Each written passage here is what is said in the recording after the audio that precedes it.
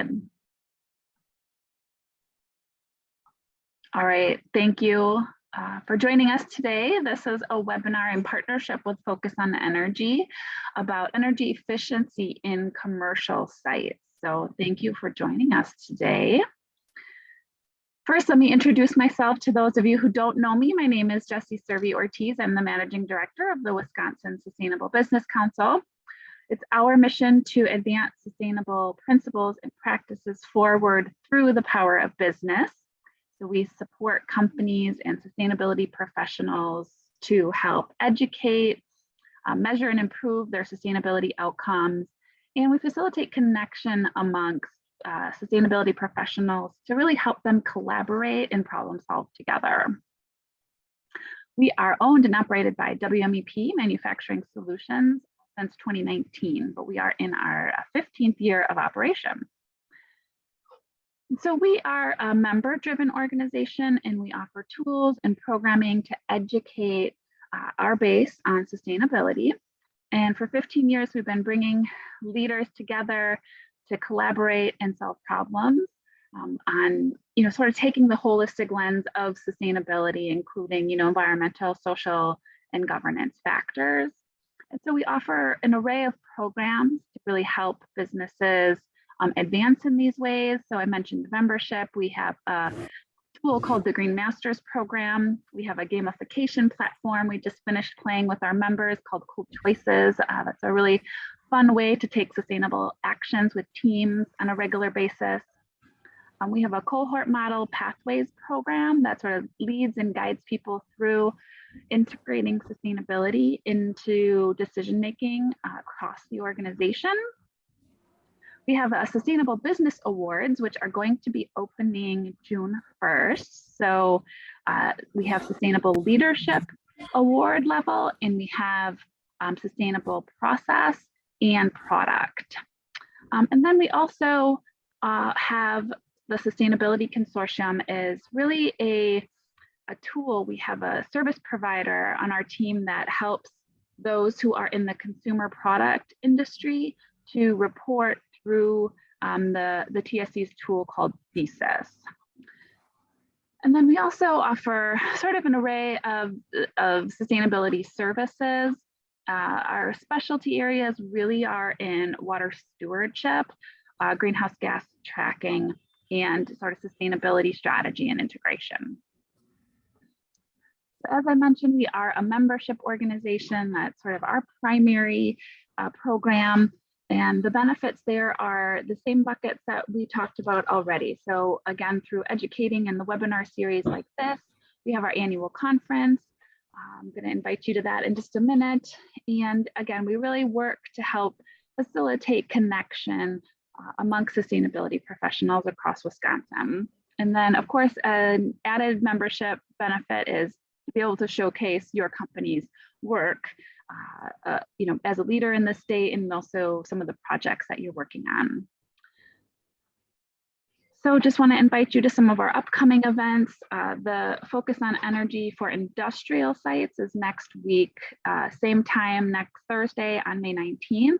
So that webinar will be similar to this, but focusing on the industrial sites. As I mentioned, our Sustainable Business Awards will open June 1st. We have a water stewardship training coming up in June, and we have a webinar on how to build and manage an environmental management system, June 23rd. And then lastly, my exciting big news for the day is that our 15th annual conference is confirmed to be held on November 16th at Lambeau Field in Green Bay. So we will be hosting an awards reception and a tour of Titletown the day before on Tuesday, the 15th at Myron Construction. And then the conference will be held the following day. Also becoming an operational philosophy. Oh. So whereas even just 2 years ago. Sorry about that. All right, so mark your calendars for our 15th annual conference. All right, and so I am going to stop sharing now, and I'm going to introduce Adam Wagner from Focus on Energy, who's going to share a little bit more about the Focus program for commercial sites. Yeah, and you are muted, Adam. An important first step, unmuting myself. Thank you. Yep. And let me just get my presentation up here.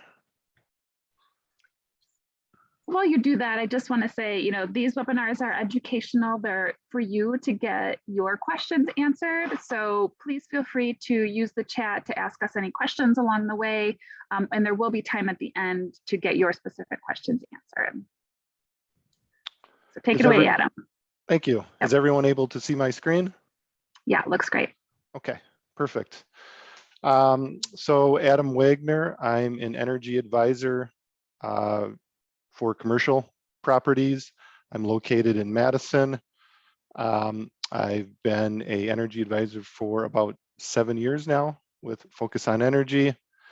And I want today to provide you a high-level overview of what Focus on Energy is, the different services that we provide, and mainly ways that we're able to identify and help you develop energy efficiency opportunities as it pertains to commercial properties.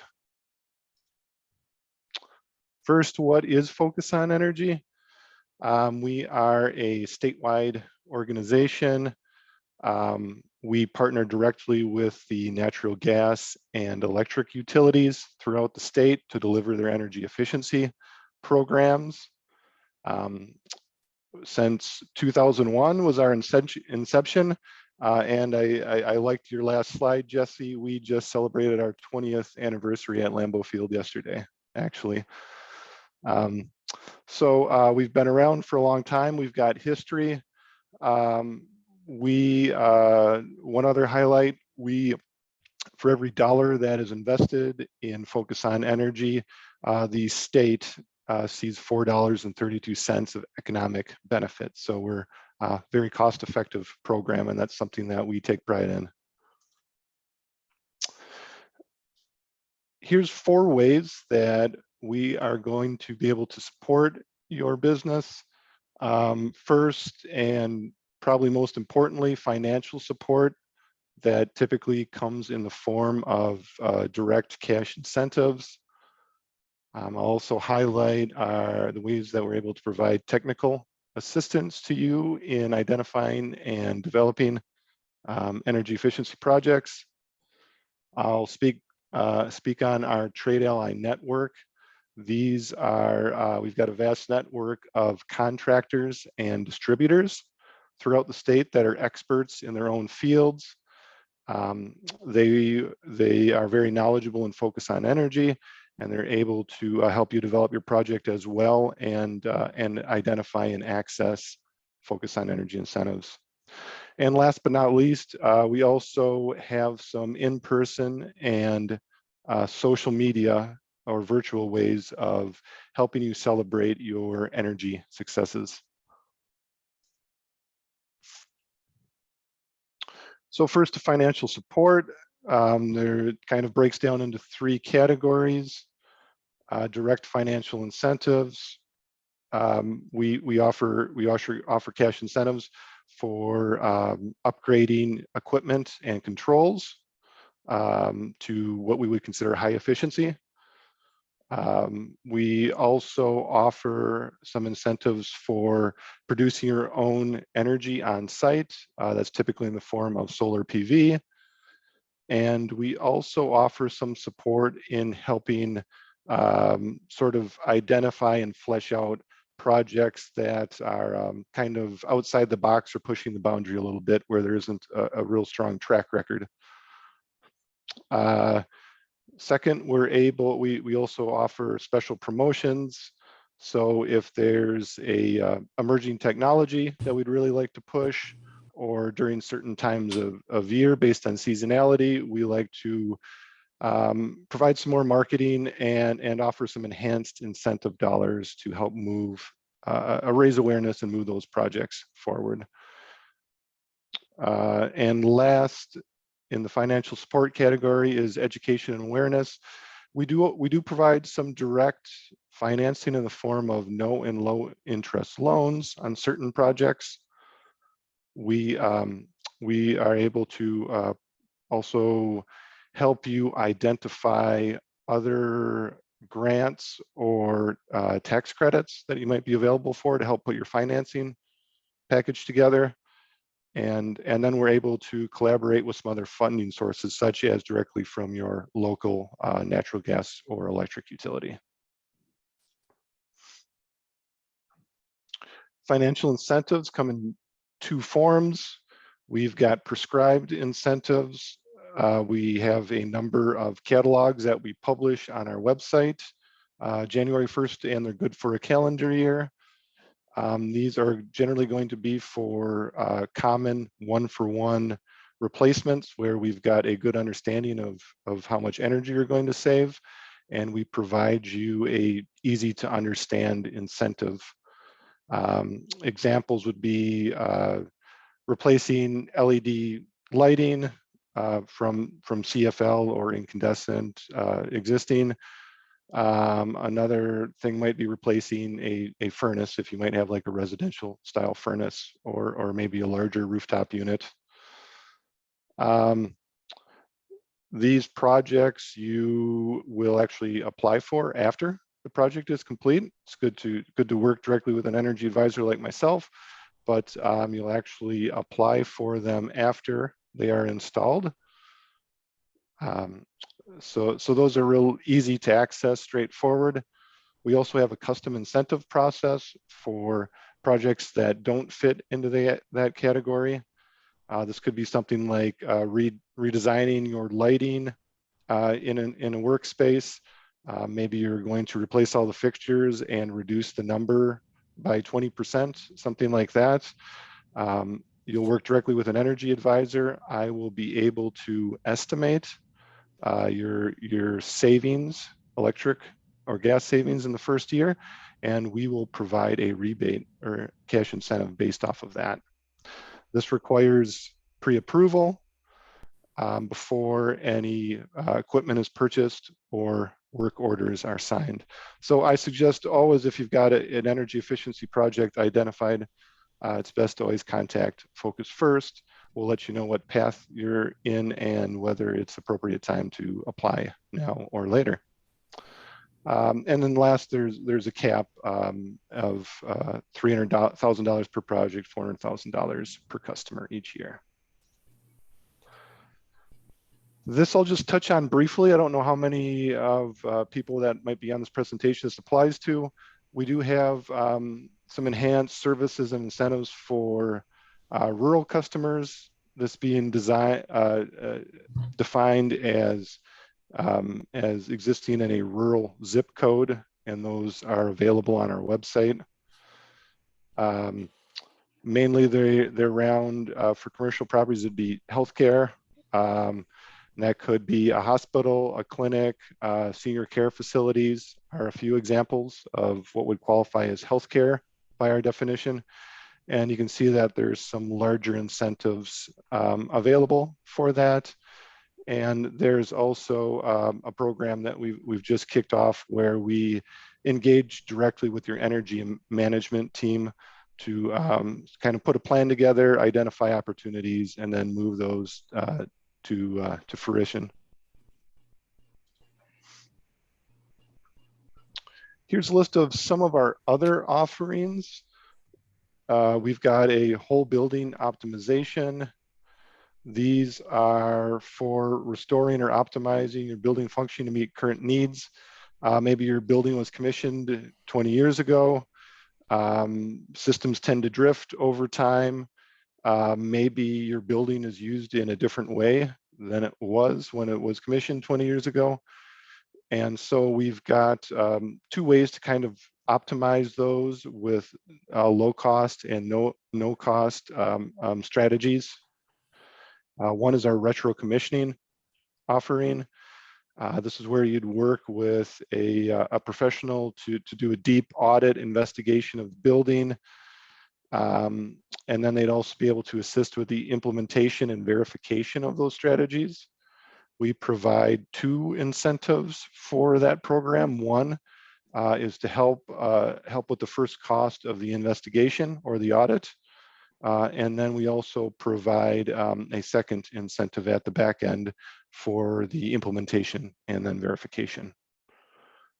We also have kind of more of a retro commissioning light, a whole building tune-up, where you would work with a heating, ventilation, air conditioning contractor to identify, we've got a menu of different strategies and measures, identify at least 3 of those, and then there's some money to implement those, again, low cost or no cost strategies to optimize your building.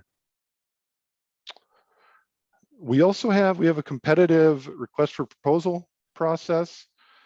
This is for projects that don't meet our normal payback requirements. Most of our projects require that they pay back within a certain time frame, typically less than 10 years. If you got a project that we can demonstrate there's energy savings there, it's a little outside that window, there is a proposal, there's a RFP offered at least once a year. It might be more, where you would put a proposal together. You would tell us what sort of an incentive is required to move that project forward, and submit that, and then we provide awards based on a number of different metrics. So that can be something to look forward for a project that is really just stuck and not meeting your maybe your payback requirements. Last, we've got a project assessment incentive. These are designed to help with investigating, again, a sort of an outside the box project. Maybe it's something that Focus on Energy has never actually provided an incentive for in the past. It's not a real mature technology or strategy. And then we've got 50, we're able to cover up to 50% of the cost, up to $15,000. Next, I'll move on to renewable energy. For most of you, that would probably be in the form of solar PV on site. We do offer a incentive up to $50,000. It's based on the size of the system and the estimated first year production off of that system. It's the funding's first come, first serve. Each calendar year we have a new budget for it. There is funding still available as of today. You would work with a solar installer who would provide an analysis, and then you would be able to secure funding for that project that would then be paid out to you after the project is successfully completed. We also do offer funding for non-solar projects. Most of this probably doesn't apply to commercial properties, but just to let you aware that that is available for biogas, biomass, wind on site, and solar thermal projects.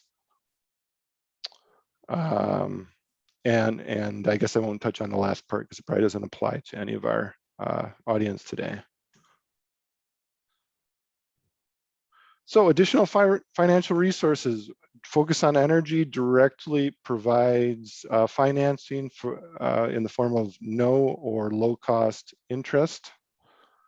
You need to have a project at the point where we're able to get some savings estimates, and then we're able to analyze that and potentially provide financing. Our the utility companies throughout the state, wherever you may be located, whether it's Madison Gas and Electric or We Energies, Xcel, or one of the many other municipal cooperative utilities throughout the state, from time to time they offer their own incentives and financing above and beyond what Focus on Energy provides. So we're able to connect you with that wherever you might be located. And then we're able to provide some referrals to other funding sources Some examples there could be like federal tax credits for solar, PACE, or the Property Assessed Clean Energy program, which I think is available in most counties in the state now, or something like the state energy office also has some grants available on I believe they issue an RFP once a year. So all of these together, we're able to really kind of help you bring your financing together to move that project forward. We provide technical assistance. We can be that third party, unbiased person that's able to, whether it might be your energy team is looking at a project and wants to be sure of the savings, or maybe a vendor's come to you and they're pitching a new project. You can bring that to us and we can evaluate that and confirm energy savings and paybacks on that. We also, when it comes time to apply, we help you fill out the paperwork and make that an easy, seamless process. No cost to work with an advisor like myself. And there's just a link on there that's available on our website if you go to focusonenergy.com. We have a trade ally network throughout the state. Again, these are going to be contractors and distributors, people that are experts in their field, people that are able to help you develop projects, tie you in with available focus incentives, and they can help you fill out paperwork as well. So that's another great resource to look at. And you can find a map and a list of all of the trade allies in the state of Wisconsin at that link. Last, we like to celebrate energy success stories. We host some in-person events like big check ceremonies, and we also have a annual Excellence in Energy Efficiency Award presentation.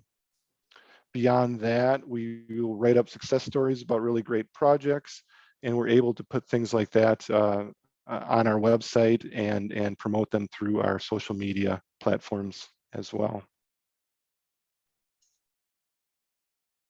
And last, here's my information. I'm located in the Madison area.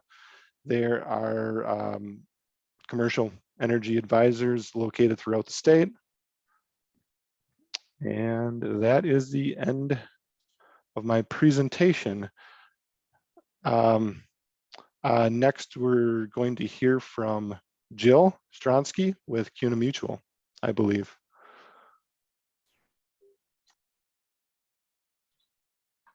Yeah, hey, thanks so much, Adam. I was trying to remember the name of the grant program through the state. It's not coming to me right now through the PSC office. Office of Energy Innovation. Yeah, so the Office of Energy Innovation, yes. I will put the link to, they do grants, I think like you said, once a year in RFP. So I'll drop that information. It's mostly, I believe, for manufacturers. But I will put that link in the chat as well. Thank you so much. That was really helpful, good overview overall of the program and all of that's available. And so, yeah, so let's see. So Jill, I have your PowerPoint. Let me bring that up.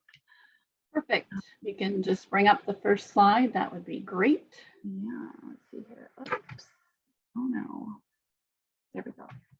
Okay.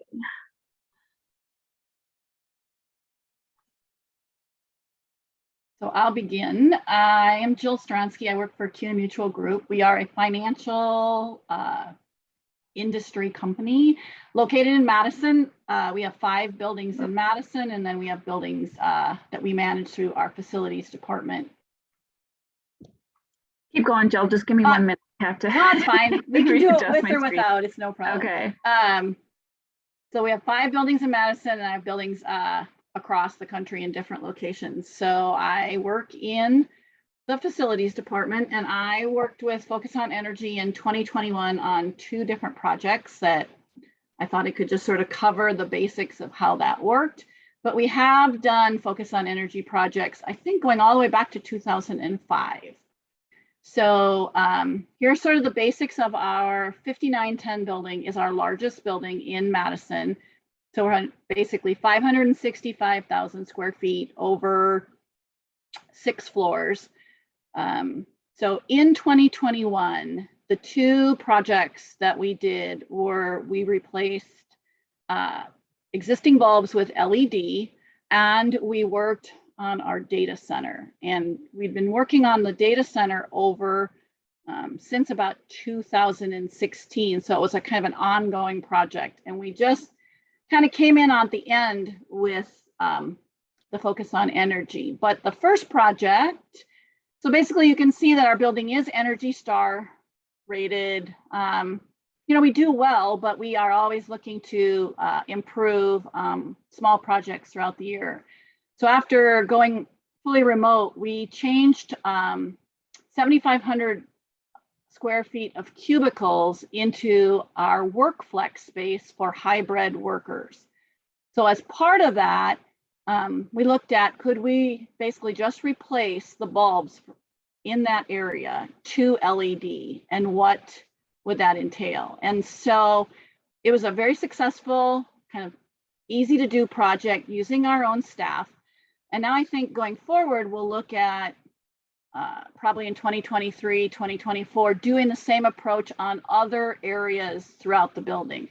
I would say our 5910 building now might be 40% LED, but we have a lot of other areas that as we go in and either convert them or just decide to go in and change those bulbs. So if you go the next slide, Jesse. All right, so basically our lighting efficiency upgrade, again, prior to 2015, which is when I started, we replaced 25,390 fluorescent bulbs with a lower wattage. And that made a good savings for us and kind of was the best technology at that time. I'm not sure the year that that project happened. I would say somewhere between 2010 and 2013. So basically then we looked at replacing the 475 bulbs in the WorkFlex area. So I just sort of did a little diagram here of the cost. So we paid $4.72 for the Philips T8 tube, which Focus on Energy. I contacted them first to make sure we were selecting a bulb that would meet the incentive. Then we have the disposal cost, which was probably the biggest challenge. Then we have the installation, which we had done by our own internal staff over a period of several months. So there was not an additional cost, and we didn't have to have people come in overtime. Again, due to the fact we have so few people in the office due to COVID. Then you have the $1.25 rebate. So the final cost per bulb was the $6.64. Again, I've spoken with Adam a couple times on this subject of, you know, the biggest savings for us going forward would be trying to figure out, is there a better way to dispose of the bulbs, or is that just the cost? The vendor we used charged us by weight instead of how they had done it in the past, which was by bulb. So the weight was way more than I had budgeted for. I guess I just looked at I didn't realize we were paying for all the shipping material and the pallets and the whole thing, but we paid it so that they were all responsibly disposed of by a certified vendor out of the Madison area. So basically, again, at the end, right now on our campus, we're building a new building and that will be all LED, but our current buildings, all of our outdoor and underground parking, our new project rooms, our exit signs, and our front lobby that was remodeled in 2014 are currently LED. And then we will go through and sort of determine moving forward how to, using the existing ballast, we just replaced the bulbs. Didn't have to do anything besides that. So then our second project, go to the next slide, is our data center project. And basically, over the period of time, due to going to the cloud and technology improvements, our data center has gone from 14,000 square feet down to 4. So all of our cooling and power equipment was totally oversized for the load that, as we were shrinking our data center and moving some off-site, but also just consolidating, we weren't able to, couldn't use the equipment that we had. We had way too much tonnage for cooling load, and we had, our UPS units were like 4 times too large, and so they weren't running correctly anyway.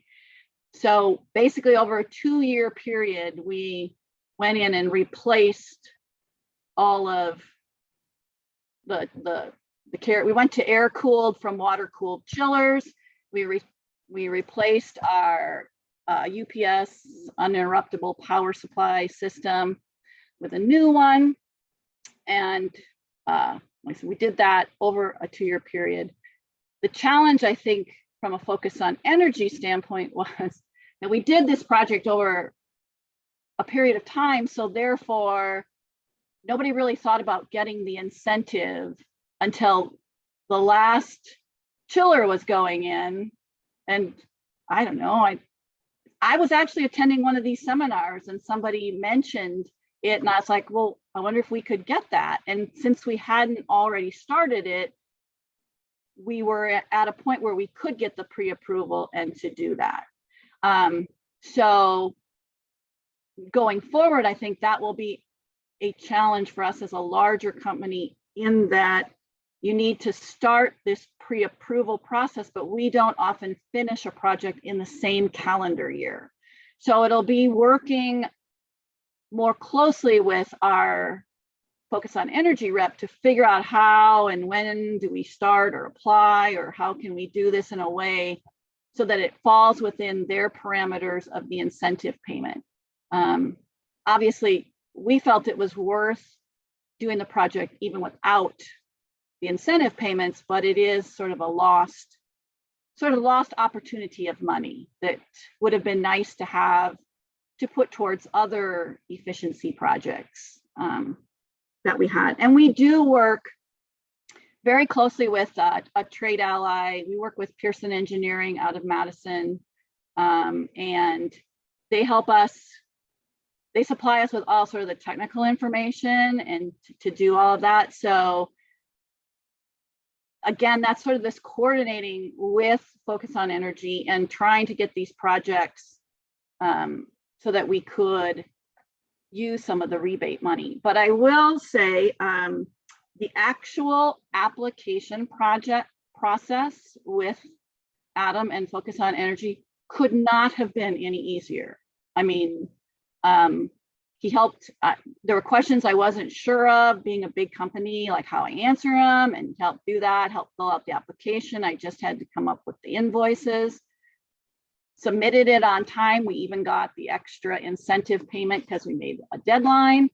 That part just could not be any easier. So there's no reason to not do it because you think the application will be hard on the back end. It's more getting the timing and getting sort of all your ducks in a row before your project starts, and making sure you've got the timeline and whatever, and that working with Focus on Energy up front probably is my biggest takeaway as what I would want to do better for a future project.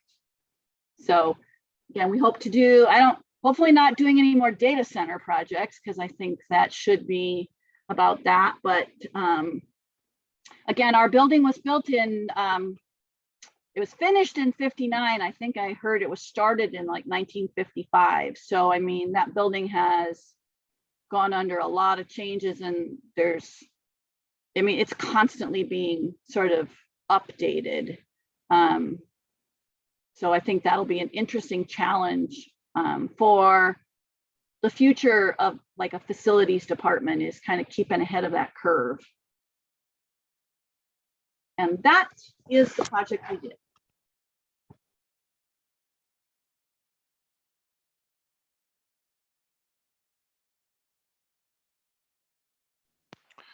Maybe I could, this is Adam again, maybe I could just hop in there at the end of that one for a second. Jill, thank you very much. That was great.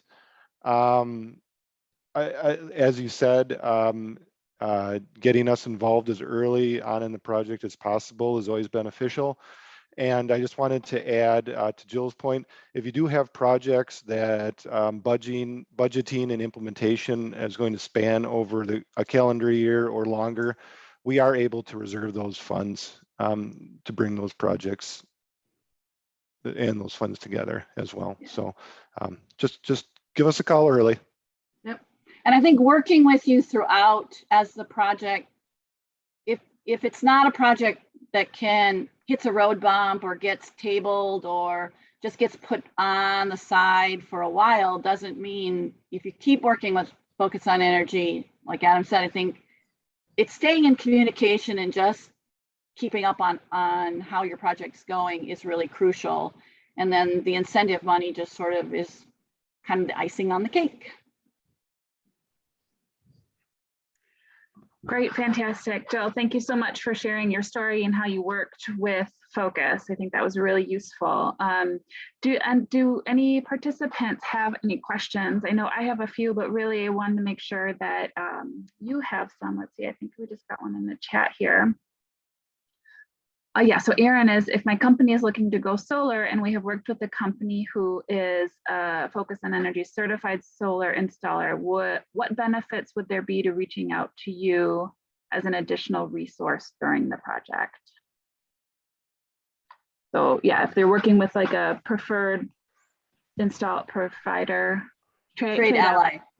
Yeah. Then do they need to be in contact with you or does the trade ally handle it? Yeah, solar is really a trade ally driven project for us. I can't imagine that there are any solar installers in the state that aren't Focus on Energy trade allies. It just is natural for them to be. So if you've worked with them, they've been able to get your incentive reserved.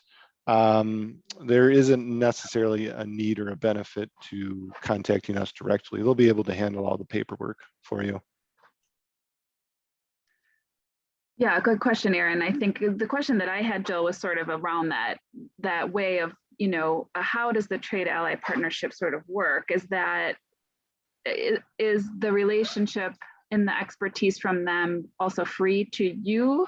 And then the money comes from Focus, or how does that relationship typically work? So it can come at different levels. One can be if it's a fairly straightforward project like LED lighting. The benefit to the trade ally with being Focus on Energy registered, of course, is that when they're selling their project, they can say, here's your project. By the way, you're going to get $3,000 back from Focus on Energy if you do this. So it's kind of a sales piece. Everywhere to Jill's data center project and working with Pearson Engineering. So with these firms, and they're really taking the lead there on designing these systems, and we're going back and forth with them to verify the savings. We use a lot of their expertise and their documentation, and we're just kind of asking some questions, saying that looks good, that looks reasonable, and then here's the incentive that's going to be available for that project. So those are kind of the ways that we interact with trade allies. I think, yeah. I was just going to add that some trade allies can also they also have the option to provide the incentive in the form of a credit on your invoice. Some take advantage of that. They see that as an additional service to their customers. The customers are never out that money. So the credit is delivered directly to you on the invoice. And then we actually they work with Focus on Energy and we reimburse them. So that's another way that trade allies are able to interact with us.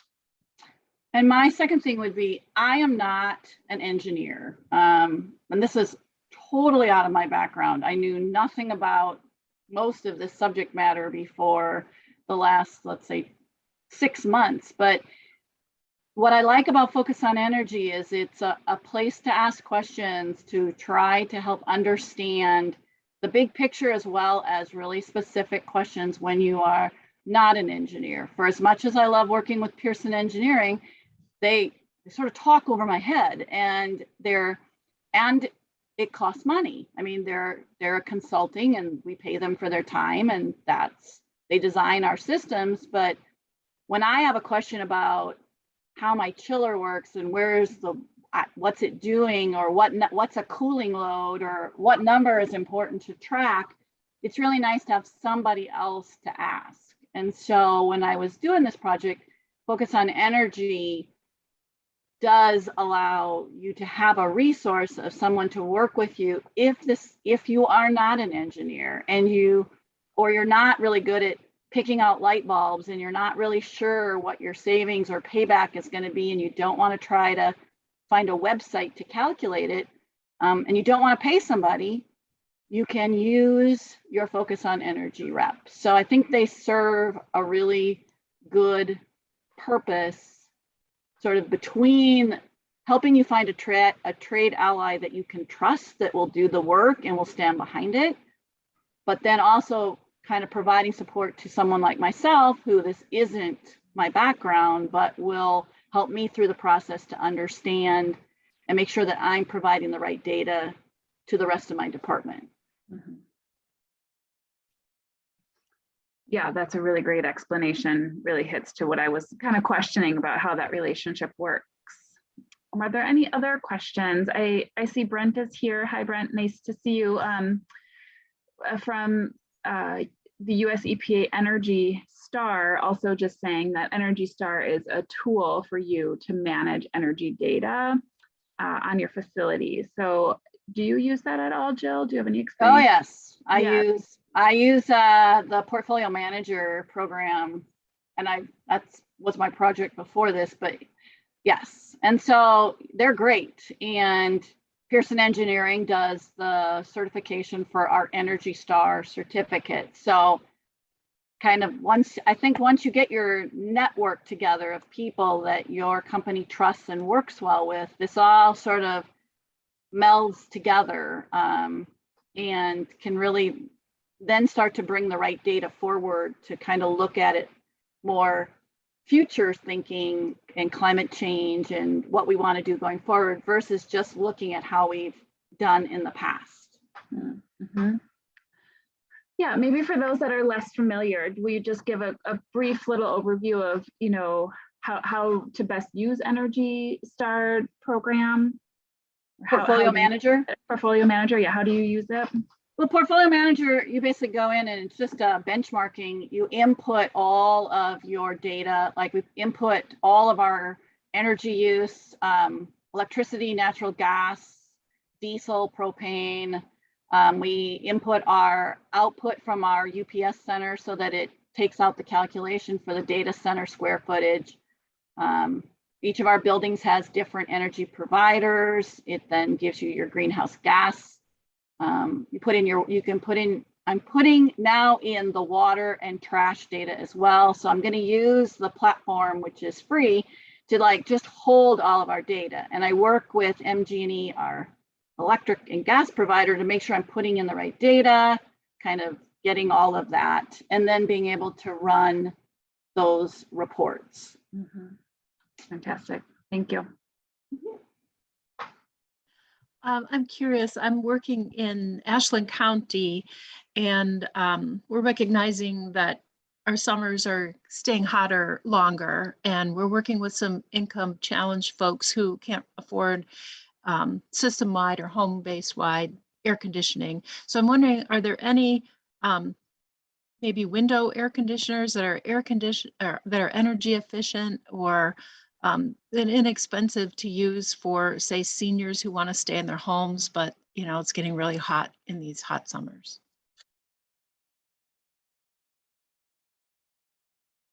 I can field that.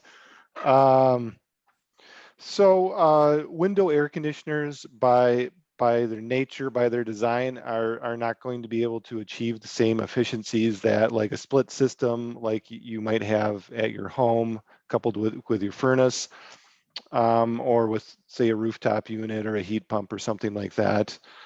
With that said, there are, what I would look for getting one is an Energy Star label on the window AC unit. Beyond that, you know, we run into a decent amount, especially in more rural areas like Ashland County. We run into housing that is all electric, that was maybe developed in the 70s, 80s, even 90s. And the real issue there is not so much the cooling, but the heating aspect, where they're actually heating with electric resistance heat. It's very expensive. And so we're trying to, I'm seeing more kind of successful projects there with people dabbling with things like heat pumps, especially ductless mini split units, where there's certainly going to be a much higher first cost there as compared to putting some window air conditioner units in. There are some real savings there on the heating side, utilizing that heat pump. And also they are vastly more efficient than your window unit with cooling in the summertime as well. So yeah, I guess I'll leave it at that. Oh, thanks for that. I know it's a real problem up here. We have 85% of our housing stock that was built before 2020 or 2000. And so we've got lots of older homes that are very inefficient, and many seniors and income challenged people find that their power and heating bills are higher than their rents or mortgages. And so I'm trying to get a handle on a suite of resources that could really help them with upgrades to their homes, sometimes apartments. So I know it's a challenge across the state, but that's what I'm dealing with. I would also add, so there is a state weatherization program that is able to provide some grants potentially for lower income people that are living in single families or in multifamily properties. We also do have a residential section in our on our website, and in multifamily properties for something that's just in the unit actually fits under that residential designation. And we do have 2 tiers of incentives. We have our regular incentive levels, and then there's enhanced incentives for people that are lower income as well, tenants and homeowners. So those are a couple resources. And maybe at least I could provide some links to you if you're interested. Sure, that'd be great. Thank you. This has been really informative, and I'm so glad you put this together. This is just one part of my programming for UW Extension, but it's something that I think the whole county could really appreciate.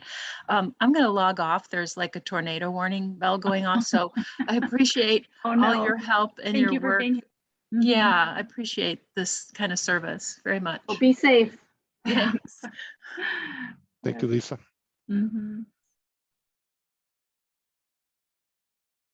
Any other questions from participants?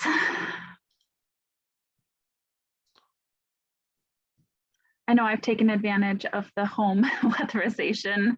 And when I bought my house, I took advantage of, they have like a new homeowner package where they send you a bunch of LED lights you can change out. So I've also taken advantage of that program. So lots of great programs that the Focus program has. There was somebody here who didn't stay, but it was from British Columbia, was from Canada, asking if there were anything that you know of, in that region or in Canada to refer them to. I think they thought that the program might have been broader than just Wisconsin. So if you know of anything up in that region, if you could share that, would be useful. I can pass that on. Moving to another country is a bit outside my wheelhouse. Off the top of my head, I'm not able to provide any resources for our Canada friends. Yeah. And Adam, would you happen to have any sort of kind of on that same note, one of our branches is located in Illinois, and then we have another one that we just acquired out of Minnesota. Do you know of any Focus on Energy, like either parallels or constituents that we would be able to provide our employees down there to be able to utilize as well? Yeah, I can provide a little information on that. So Wisconsin's fairly unique where we have a statewide program, and the utilities all kind of pool their funding, and it's administered on a state level. There's 2 or 3 other states in the country that do the same thing.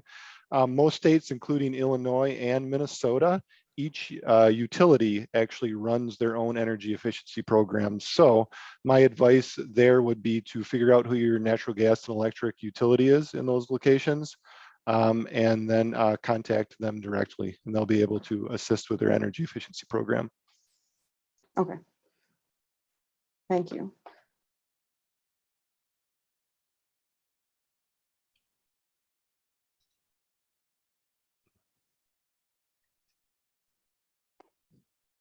Any other questions? Great. Well, this has been tremendously helpful. I know the recording will go into our member center, so those that couldn't make it today can also use it as a resource. Jill and Adam, thank you so much for your time and expertise and sharing your story. I appreciate your time. No problem. Yeah. And Thank you have very a much. good rest of your day. Thank you.